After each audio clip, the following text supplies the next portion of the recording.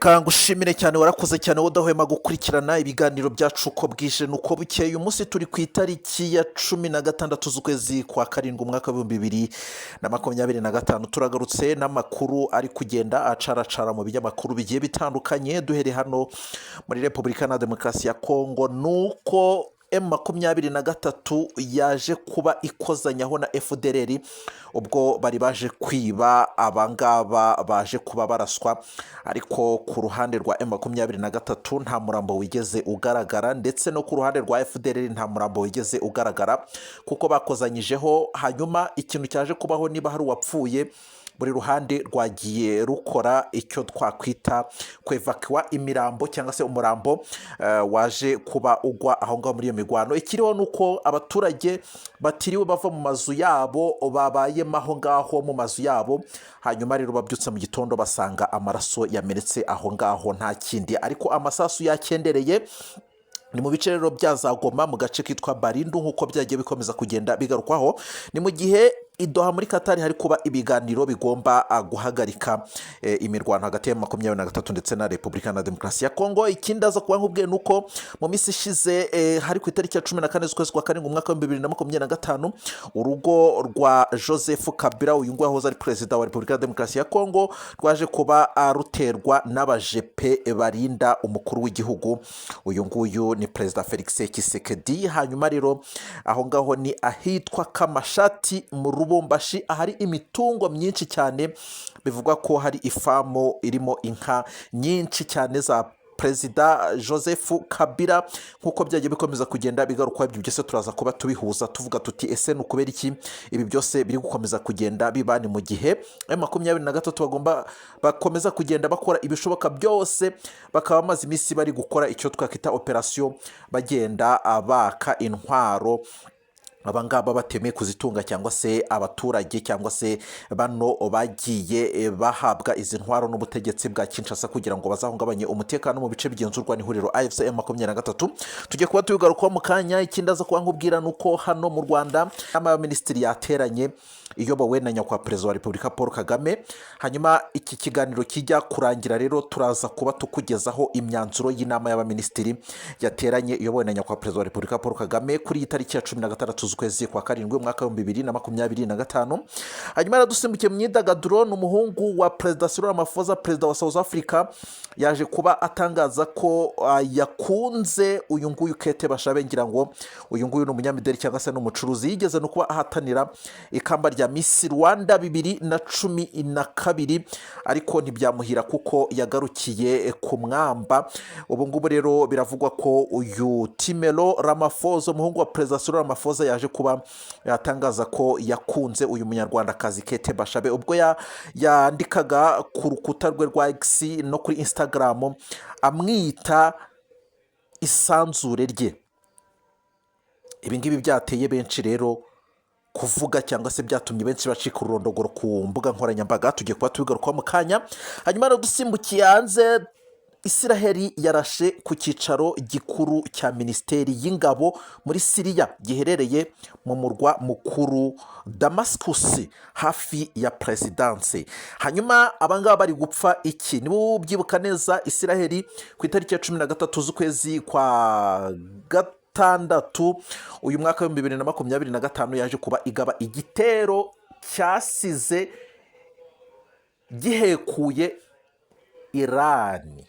Niba ubyibuka neza, hapfuye umugaba mukuru w'ingabo za Irani, General Major Mohamed Bagheri, ndetse n'uyu nguyu witwa General Major Hussein Salami, n'abandi bose barapfuye ubwo yarasaga ku cyicaro gikuru, cyangwa ubwo Isiraheli yahagabaga ibitero ikaharasa ikahabombarida. Icyo gihe rero urabyibuka neza, hari ku itariki ya 13 z'ukwezi kwa gatandatu umwaka wa 2025 mu rukerera. Uyu munsi rero n'ubundi turi ku itariki ya 16 z'ukwezi kwa karindwi umwaka wa 2025. Ni nyuma y'ukwezi kumwe Isiraheli n'ubundi igabye igitero gikomeye ku cyicaro gikuru cy'ingabo kuri minisiteri y'ingabo muri Siriya. ibi nabyo tugiye kuba tubigarukaho mu kanya turebe ese baba bari gupfa iki. Icyo usabwa ni ukomeza kubana nanjye, hanyuma no gusaba gukora subscribe, tujye dukomeza kubana hano kuri Honeymoon Family Empire kugira ngo ibi biganiro byacu bijye bigera kure.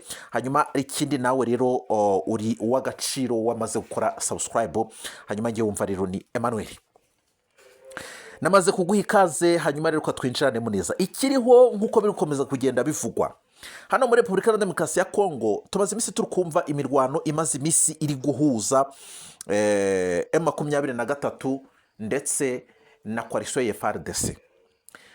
Ibi ngibi byaje kugera ku rwego rw'uko M23 yarwanye itsinda coalition ya FARDC ndetse itsinda SADC kugeza kuri ubu ngubu yatashe ikava hano ku butaka bwa Repubulika ya Demokarasi ya Kongo. Nibo byibuka neza ikaba yararangije gutaha uku kwezi kwa gatandatu kose, mu gihe byari biteganyije ko agombaga gutaha ukwezi kwa gatanu, ariko baje kongeraho ukwezi. Ibintu rero byakomeza kugenda biba ibindi. Ibyo byari bibayeho nyuma y'uko abacancuro b'Abaromaniya nabo bari batashe ku itariki ya 29 z'ukwezi kwa mbere, banyuze hano mu Rwanda, bahawe inzira n'u Rwanda, na SADC nayo murabizi ko yahawe inzira n'u Rwanda. Hanyuma n'Abarundi nabo murabyibuka ko bigeze kuba barabakubita M23 irabakubita kugeza ubwo bari hano mu bice bya za Sake ndetse na Goma, bari baje kubuza M23 kudafata Goma ndetse na Sake. Ibyo urabyibuka. Bikaba bivugwa ko guhera muri 2023 kugeza uyu munsi tuvugana, Uburundi bumaze kohereza ingabo zirenga ibihumbi 10 hano muri Repubulika ya Demokarasi ya Kongo, zigomba kuza gufasha FARDC kurwanya M23. Hanyuma abamaze gupfa bakaba bari kubarirwa hagati y'ibihumbi 6,500. Abandi barahunze, abandi bajoyininze M23, abandi barafashwe barafungwa n'ubutegetsi bw'u Burundi cyangwa se bafungirwa i Kinshasa kubera ko inshingano zari zibazanye batazigezeho. Hanyuma rero ibi ngibi bikaba byarakomeje kugenda bituma umwuka mubi ukomeza kugenda ututumba. Ni nabo batanze amakuru y'icyari kibazanye, baje gufatanya na SADC, baza gufatanya na FARDC n'Ababirigi, hanyuma ngo bamara gukuraho M23 bagakomeza baza gutera u Rwanda. Ibyo ngibyo twavuga ngo byabaye impitagihe, ni amateka yaranditswe, abarafeyirinze ntacyo bagezeho, ibintu byabaye navuga ngo kuri bo nta musaruro byatanze kugeza saa izi ngizi. Urwo rugamba Perezida Felix Tshisekedi abonye ko arutsinzwe cyangwa se ntabwo anyuzwe, agize gutya amaze iminsi n'ubundi ari gukusanya izindi ngabo, abacancuro b'Abakolombiya bayobowe n'uyu munyamerika witwa Eric Dini Prince, twabigarutseho mu biganiro byacu byatambutse. Hanyuma nabo baraje bamaze iminsi bari kurundwa hehe n'ibikoresho byabo za Karemi, bakomeza berekeza za Kisangani, Tanganyika. Aho hose Karemi na Tanganyika ni bimwe kuko Karemi ni kapitali ya Tanganyika. Hanyuma bakomeza berekeza za Uvira, bafatanyije cyangwa se bari gusangayo Abarundi, birumvikana n'ibikoresho byabo, indege za Sukhoi 25 ndetse n'izi CH4. Aya madoroni y'ama CH4 yaguzwe mu Bushinwa. Murabyibuka iyi CH4, ubu bwoko bw'idrone nibwo bwigeze kuba bwivugana umuyobozi wa Twirwaneho witwaga General Makanika, niyo yamwivuganye iyi drone. Ubu rero bikaba biri kuvugwa ko kugeza amagingo aya ngaya no mu bice bya za Warikare naho hamaze iminsi hari kurundwayo ingabo ku bwinshi. Bigaragara ko Perezida Felix Tshisekedi arimo kwitegura intambara hasi hejuru. Ibijyanye n'ibiganiro by'Idoha muri Katari zero waka, ibijyanye n'amasezerano ya Washington DC yabaye kuwa 27 z'ukwezi kwa gatandatu zero waka. Ibyo ngibyo ntacyo bimubwiye. Kugeza kuri ubu ngubu ikiriho cyo Perezida Felix Tshisekedi we agaragaza ko ashaka intambara kurusha amahoro. Ariko hari n'umuhanga wavuze ngo umuntu yashaka amahoro ategura intambara. Sinzi rero nawe niba ari cyo kintu wenda cyamujemo cyangwa se wenda niba yarabonye ari bwo buryo ashobora kuba yakemuramo ikibazo. Hanyuma rero urabizi ko uyu mugabo Joseph Kabila amaze iminsi ari kugenda ahura n'abantu bagiye batandukanye, agenda aganira n'amatsinda y'abagore, agenda ahura n'urubyiruko, agenda ahura abagiramadini n'amatorero, yagiye asura ikigo cya gisirikare cya Rumangabo n'ibindi bigo yagiye asura. Ibyo byose twabigarutseho mu biganiro byagiye bitambuka.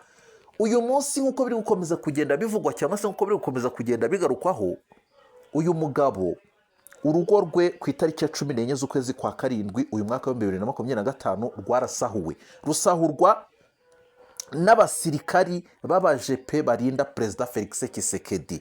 Ni nyuma y'uko icyabiteye uyu mugabo witwa Generali Chiwewe Christian yaje kuba atabwa muri yombi azira kuba yari yapanze umugambi we n'abagenzi be wo kwica Perezida Felix Tshisekedi cyangwa se kumukorera kudeta. Nsubiye nyuma gato nibyo nari ndimo kubabwira. Perezida Felix Tshisekedi amaze kubona ko ibi ngibi bitamunyuze, yahise atangira kuzana abacanshuro b'Abakolombiya n'abandi benshi cyane bagiye batandukanye. Nk'inshingano yabo niki ni ukuza gucunga ibirombe, gusoroza amafaranga yavuye muri ibyo birombe, hanyuma nabo bakajya gusorera Perezida Felix Tshisekedi, hanyuma no gucunga umutekano wa Perezida Felix Tshisekedi aho yaba agiye hose, cyangwa se hari kuri perezidanse aho hose, cyangwa se no mu rugo hafi aho ngaho byose. Mbese bakaza gufatanya na bariya bahasanzwe baba Ajemira ndetse n'abangaba b'Ababiligi. Murabizi ko bamaze iminsi bariyo, bamaze igihe kinini, hanyuma nabo Barundi bose mu kumurinda. Ubwoba ni bwinshi rero ntabwo bwabura, ariko ikiriho cyo nuko ikimuteye ubwoba nta kindi ni uko uyu mugabo Joseph Kabila ubwo yavugaga imbwirwaruhame ku itariki ya 23 z'ukwezi kwa gatanu uyu mwaka, yavuze ko agiye kuza mu gihugu cyamubyaye kandi ko nataha azatanga ikiguzi cyose byamusaba kugira ngo ziriya 12 etape yigeze kuba ashira hanze zigomba gutuma igihugu cya Repubulika ya Demokarasi ya Kongo cyongera kugaruka mu murongo, cyangwa se kigaruka kikongera kikabaho, kikongera kikitwa igihugu cya Kongo barazwe n'abasokuruza. Izo 12 etape zigomba gukurikizwa. Zitakurikizwa yavuze ko agiye kwiyizira, hanyuma we akazazikurikiza mu buryo bwo kubaka igihugu. Ibyo ngibyo byarabaye. Ibyo ngibyo kwari kukwibutsa kugira ngo wongere wibuke ahahise, ariko si kera, kuko urumva ni ukwezi kumwe navuga guciyemo kwa gatandatu, ibindi byo ni nkaho byabaye ejo bundi. Uyu mugabo rero iyi ntambara cyangwa se abasirikare amaze iminsi ari kujyana cyangwa se ari kohereza hano muri za Uvira n'ibikoresho byabo, abandi bari Burundi, abandi bari muri byo bice biri nakubwiye hejuru, sinzi niba uru rugamba bazarutsinda. Abasesenguzi mu bya politike bakavuga ko nubwo arimo kubikora uko byagenda kose ntacyo bizamumarira, kuko ntabwo bafite ibikoresho byasumbaga Sadek. Sadek yarananiwe irataha. Ati rero nibazi, hanyuma M23 bakoremo akazi nkuko nabandi bakozemo akazi, ariko ukumva amaraso azameneka.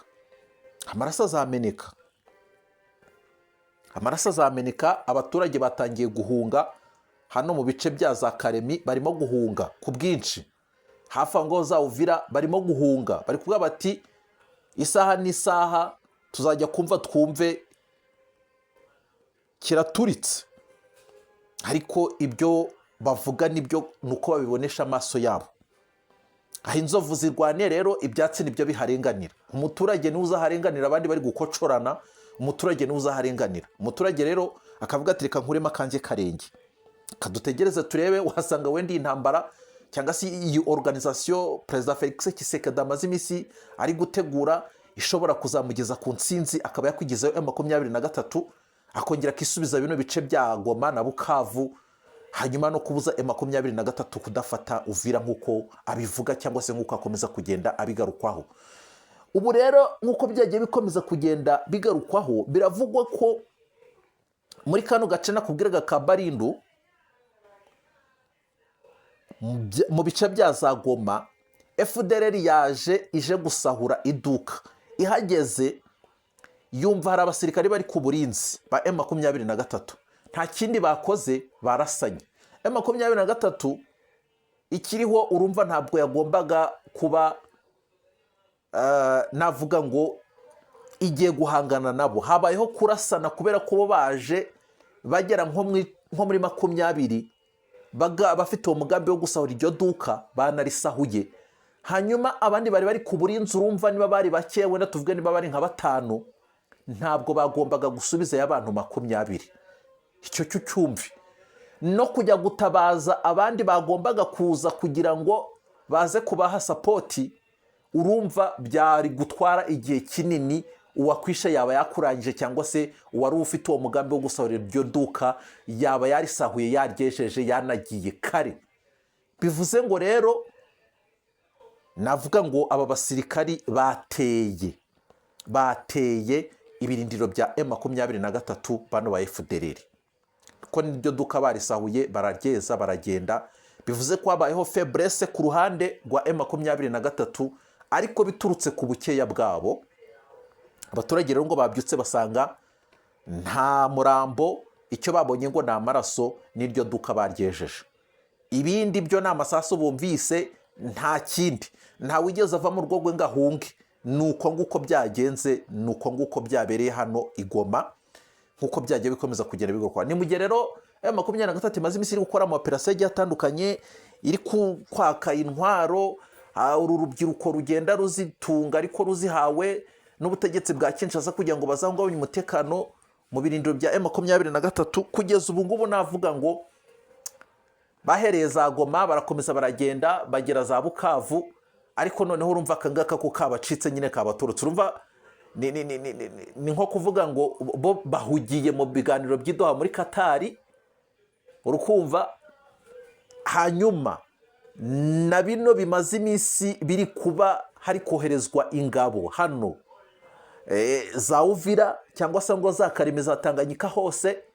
Urumva M23 niwe yashize imbaraga, birayisaba kwitonda. M23 birayisaba kwitonda.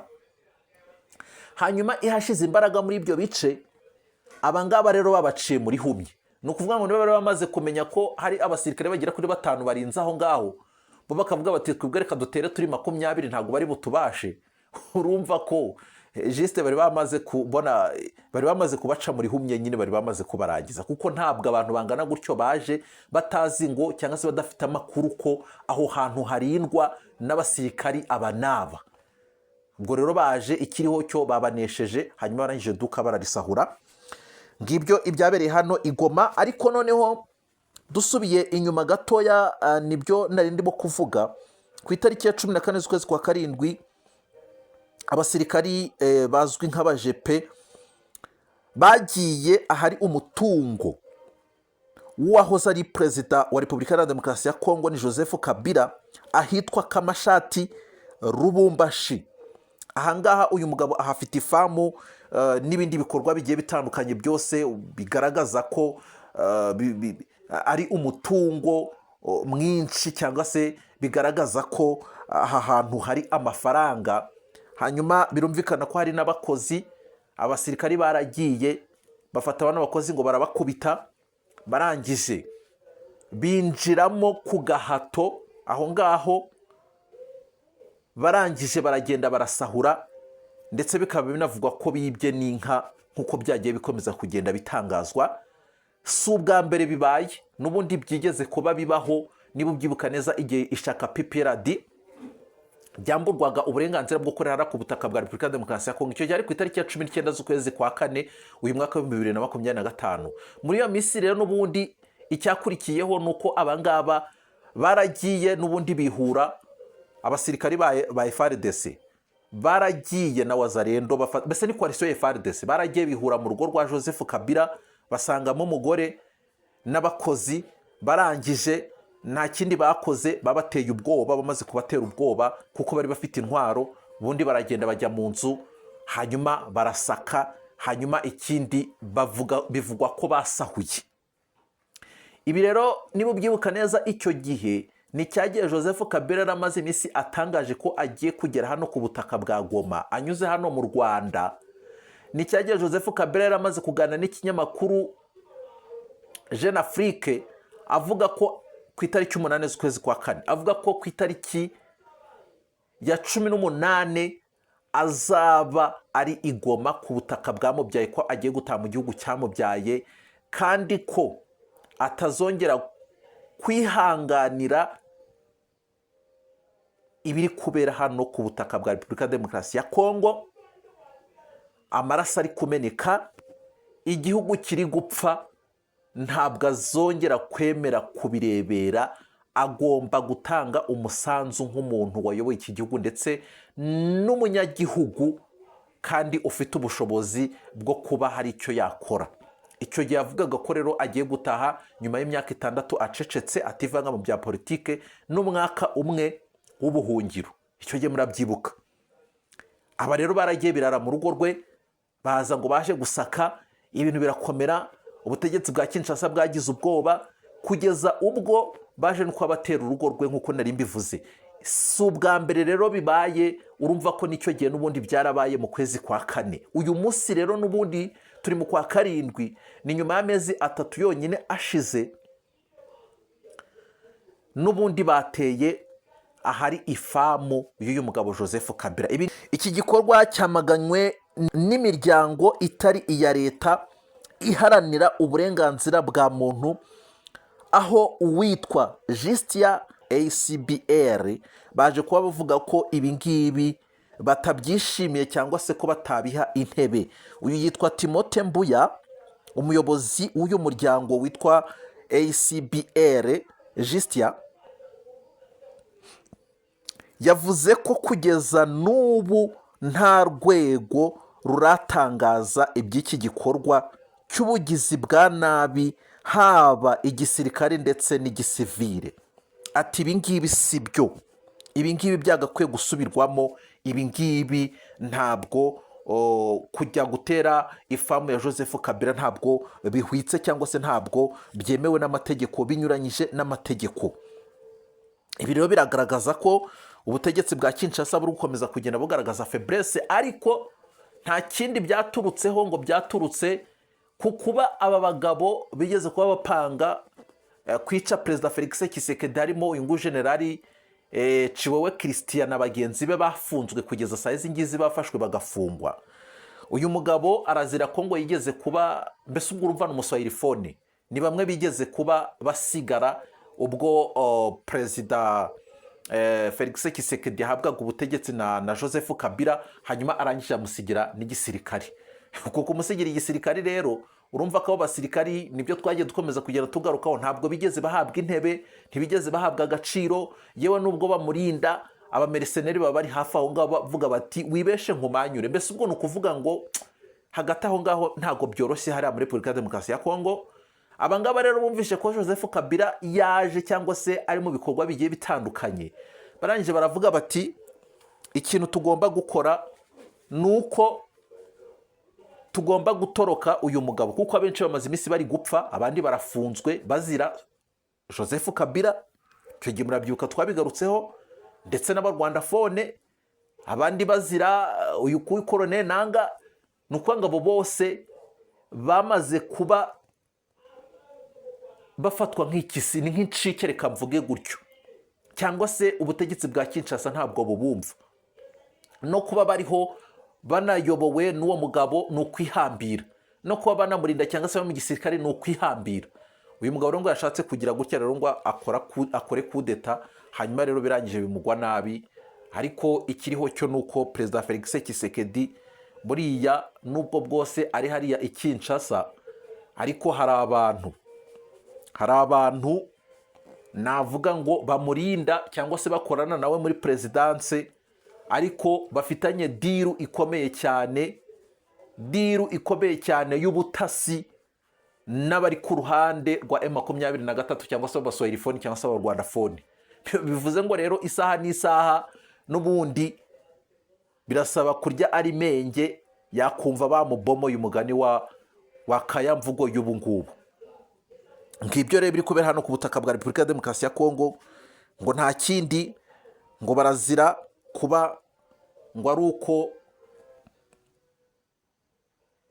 ngo bayoboyiwe cyangwa se bari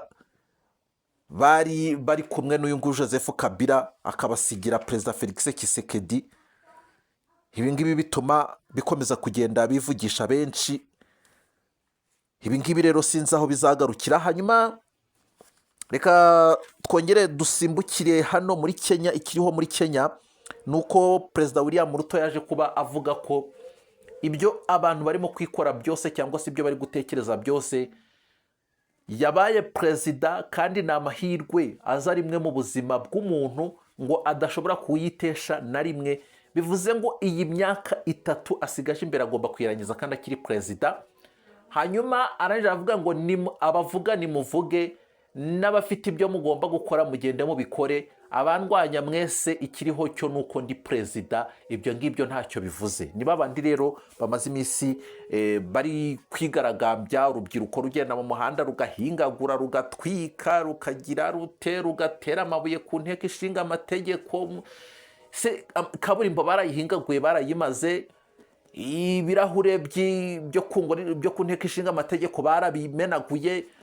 Ni ukuvuga ngo ni ibintu bitorosha hano muri Kenya. Noneho iyi myigaragambyo urubyiruko rumaze iminsi rugukora yanagaragaye ubwo bizihizaga ngo uyu munsi wa Saba Day. Hanyuma rero nyuma yaho Perezida William Ruto yaje kubavuga ati abo ngabo mwebwe ahubwo mwere gukomeza kugenda mubukamo ibyuka biryana, kuko nicyo kintu babanje gukoresha.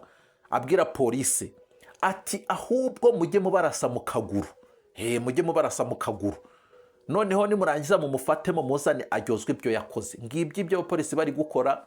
Hanyuma rero bikaba bivugwa ko n'ubundi abadepite aho ngaho mu nteko ishinga amategeko nabo ntibari kumwumva, abaminisitiri bamwe na bamwe nabo ntibari kumwumva, ariko abashirwa mu majwi ko bihishe inyuma y'ibi ngibi n'uyu nguyu Raila Odinga n'abandi bafatanyije. Ariko mu minsi yashize byari byigeze kuba byavugwa ko na Perezida Felix Tshisekedi nawe afitemo uruhare, ngo uyu Perezida William Ruto yaba ari kuzira uyu mugabo Colonel Nanga, kuko Colonel Nanga yaje gushinga iyi Alliance Fleuve Congo aturutse hariya muri Kenya. Ibintu rero bikomeza kugenda bibindi bikomeza kugenda bizunguruka.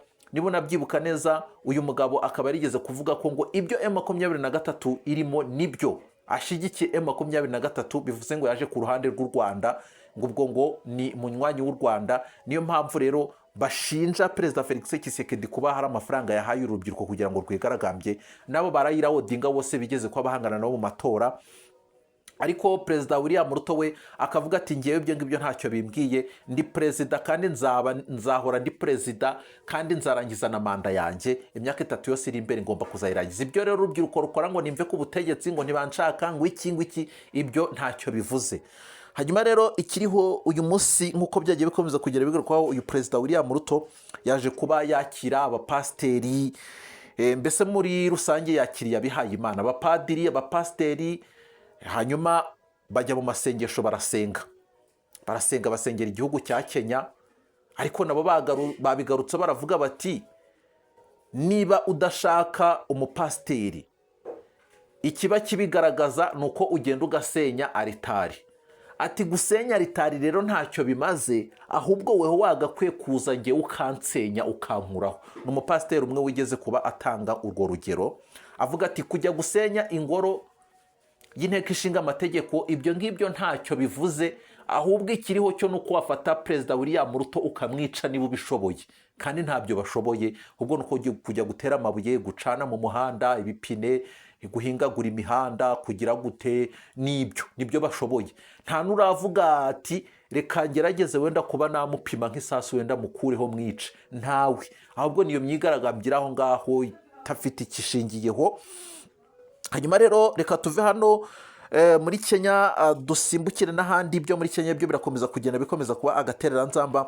Ikiriho cyo nuko niba ubyibuka neza muri South Sudan twigeze kuba tubikugezaho ku munsi w'ejo ko ibitero by'umutwe wa Rapid Support Forces ni RSF uhanganye n'igisirikare cya leta muri Sudani y'Epfo bamaze guhitana abarenga 300 mu gihe kingana n'icyumweru bubuye imirwano. Niba ubyibuka neza, igisirikare cya UPDF, igisirikare cya Uganda nicyo kimaze iminsi kiri gusapotinga izi ngabo za Perezida Salva Kiir wa South Sudan kugira ngo abashe kwikura muri iri hurizo ry'imitwe y'iterabwoba imaze iminsi iri kumusukaho ibitero, bavuga ko na rimwe n'umunsi wa rimwe batamushaka ngo arashaje naveho ntacyo ashoboye, ntabwo ashoboye kuyobora iki gihugu cya Sudani. Urabyibuka neza ko iki gihugu cya Sudani cyamaze kuba gicikamo kabiri, ubu ngubu hari Sudani y'Epfo na Sudani ya Ruguru nk'uko byatangajwe nabyo biturutse ku mirwano yabaye. Ubu ngubu rero ikiriho turaza gukomeza kugera tubikurikirana tuzamenye ese byaba biri kuva biri kwerekeza he,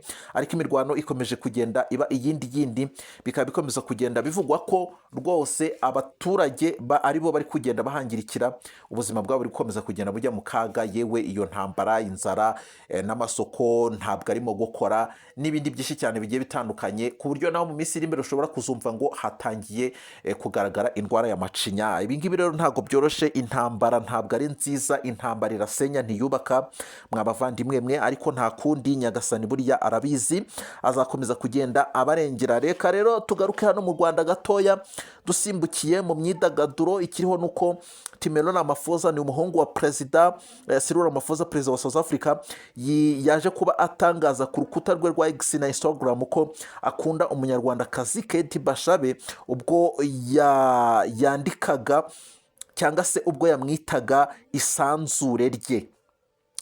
Ibi ngibi rero byatumye cyangwa se byatunguye abantu benshi, hanyuma ku mbuga nkoranyambaga baravuga koko, bavuze bati rwose u Rwanda rwaba rugiye kugira ba mwana nyakubahwa perezida wa repubulika Paul Kagame. Ni ibintu byinshi cyane byagiye bikomeza kugenda bivugwa bigarukwaho n'abatari bakeya, bavuga bati rwose byaba ari byiza cyangwa se reka tubihange amaso. Hanyuma Kate Bashabe nawe nta kintu aratangaza. Uyu mukobwa rero akaba yarigeze guhatanira ikamba rya Miss Rwanda 2012, hanyuma aza kugarukira ku musozo kubera ko bitamuhiriye, yaje kuba atsindwa nuko rwose ntiyegukana iri kamba. Hanyuma rero ikindi kiriho, uyu mukobwa akaba akunda ibijyanye ngo n'ubucuruzi, ubu ngubu yibera mu bucuruzi. Hanyuma rero uyu mukobwa akaba akunda ngo umuziki, akaba akunda no gukina filime. Uyu mukobwa rero ariko ibyo byose nubwo byagiye bimukurura bishaka kumuzana muri iyo si ya filime cyangwa se y'imiziki yo guhanga indirimbo, kuko ngo ni umuhanga mu byo guhanga indirimbo no gukina amafilime, yaje kuba abyigezaho cyangwa se aravuga ati oya, ikindimo ni uko ngomba kuba umucuruzi kuko na mama ni umucuruzi, kuko yagiye akomeza kugenda abitangaza ubwo yabazwaga cyangwa se ubwo yagiranaga ikiganiro n'abanyamakuru. Hanyuma rero reka dutegereze turebe niba uyu nguyu Timelo Ramaphosa ashobora kuzegukana uyu munyarwandakazi. Akaba yamushimye avuga ko ngo afite ikimero cyiza, akaba ari umukobwa ngo ufite ubwiza budashira irora n'irongorwa, mbese nka bimwe by'amashira wavugaga ko ngo abanyarwanda ari beza cyane. Hanyuma rero akaba ngo yakomeje kuvuga ko uyu mukobwa ngo ateye neza, akaba ari umukobwa ngo wanyuze umutima we, mbese amarangamutima ye yose ari kuri uyu mukobwa Kate Bashabe. Reka dutegereze turebe ikizabivamo. Hanyuma rero ikindi ndaza kuba nkubwira ni uko nk'uko byagiye bikomeza kugenda bigarukwaho mu binyamakuru bigiye bitandukanye, mu karere ka Karongi huzuye uruganda rwa MT Woodtech Solution ruherereye mu murenge wa Rubengera, rukoresha ikoranabuhanga mu gutunganya ibikomoka ku biti, rwuzuye rutwaye miliyoni imwe y'amafaranga y'amadolari y'Amerika. Uru ruganda rufite ububasha cyangwa se ubushobozi bwo gutunganya ibitanda 200 cyangwa se inzugi 200 mu gihe kingana n'ukwezi. Ndore ya Theophile ni umuyobozi warwo, akaba n'umunyarwanda, afatanyije n'umudage witwa Professeur cyangwa se Professor Dr Matthias Skufa. Nibo bagize igitekerezo cyo gushinga uru ruganda. Hanyuma rero ibintu bikomeza kugenda biba byiza nk'uko byakomeje kugenda bigarukwa mu binyamakuru bigiye bitandukanye. Hanyuma rero ibi ngibi ngo bikaba bifite ingaruka nziza cyangwa se ni igisubizo ku banyeshuri cyangwa se ku rubyiruko rwize iby'ubumenyingiro, kuko rufite abakozi 30, 20 bahoraho, 10 badahoraho, hanyuma rukaba rurimo gukomeza kugenda rurokirita n'abandi bakozi bize ibijyanye n'ubumenyingiro. Ni byiza cyane urumva ko urubyiruko rw'abanyarwanda rukomeza kugenda rubona akazi umunsi ku munsi.